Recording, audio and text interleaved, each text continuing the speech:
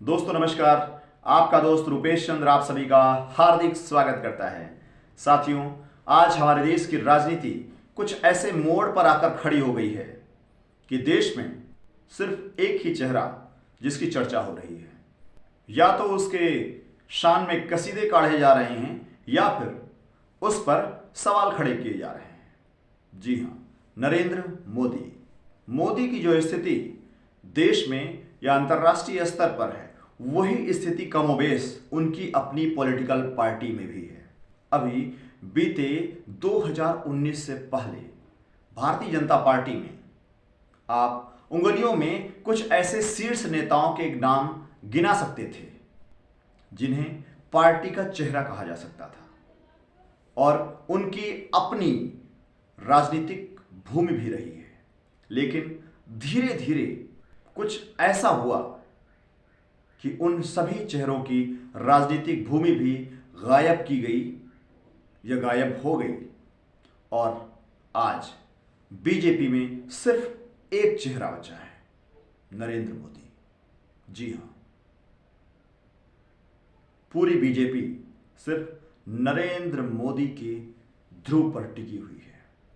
Narendra Modi BJP के शरीर की नाभि हो गए हैं और राहुल गांधी ने बीजेपी की नाभि पर ही हमला किया है। हालांकि यह हमला उन्होंने 2019 में भी किया था, जब कहा था चौकीदार चोर है। लेकिन उस समय नरेंद्र मोदी का कवच बनकर उनके सभी कार्यकर्ता जमीन पर खड़े हो गए। मैं भी चौकीदार। और राहुल गांधी का वो वार खाली गया। साथियों, राहुल गांधी ने एक बार फिर बीजेपी की नाभि यानी नरेंद्र मोदी पर हमला किया है।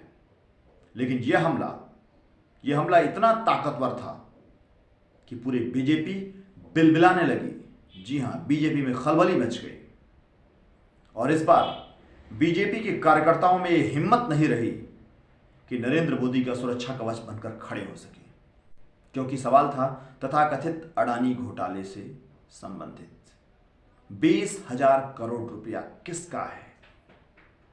यह ऐसा सवाल था, इसका जवाब भारतीय जनता पार्टी के कार्यकर्ताओं के बस में नहीं था। ऐसी स्थिति में नरेंद्र मोदी को बचाने के लिए, पूरी बीजेपी को बचाने के लिए बीजेपी की नाभि का कवच बनकर उतरे, हनुमान बनकर उतरे अरविंद केजरीवाल। अरविंद केजरीवाल ने मोदी जी की डिग्री फर्जी होने के आरोप पर एक बवाल खड़ा कर दिया और बवाल एक पहाड़ जैसा बवाल। और इस बवाल के भार के नीचे राहुल गांधी का वार दब गया और एक बार फिर बीजेपी अपनी नाभि, अपनी केंद्र, अपनी धुरी नरेंद्र मोदी को बचाने में कामयाब हो गई। डिग्री के बवाल से अडानी का सवाल दब गया। अभी कुछ दिन पहले चर्चा का विषय सिर्फ यही था, अडानी घोटाला, अडानी मामला, 20,000 करोड़ रुपया किसका है, मोदी जी जवाब दें। यह चर्चा का विषय था। लेकिन बीते एक सप्ताह में चर्चा का पूरा विषय बदल गया और केजरीवाल ने राहुल के वार से सिर्फ मोदी को बचाया ही नहीं, बीजेपी को बचाया ही नहीं, बल्कि आम जनता के ऊपर एक करारा हमला भी किया। नरेंद्र मोदी को अनपढ़ बोलकर, कम पढ़ा लिखा बोलकर देश के तमाम परिस्थितिवश अनपढ़ या कम पढ़े लिखे लोगों के ऊपर हमला भी किया। साथियों, आज जो बीजेपी की स्थिति है कि बीजेपी इज मोदी या मोदी इज बीजेपी, कमोबेश यही स्थिति पूर्व में कांग्रेस की भी रही है। Indira is India, India is Indira, और कांग्रेस का पतन हुआ। कमोबेश ऐसी ही स्थिति राज्यों में जो विभिन्न प्रकार की स्थानीय राज्य स्तरीय पॉलिटिकल पार्टियां हैं, उनकी भी कमोबेश यही स्थिति है। जैसे समाजवादी पार्टी में आपको दूसरा चेहरा नहीं मिलेगा, सिर्फ एक ही चेहरा है।